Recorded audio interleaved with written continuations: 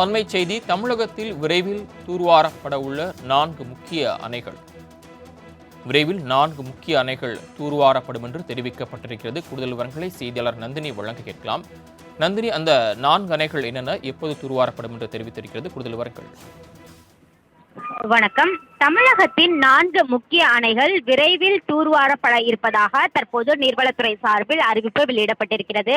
அதற்கான சுற்றுச்சூழல் அனுமதி கோரி நீர்வளத்துறை விண்ணப்பத்தை சமர்ப்பித்திருக்கிறது.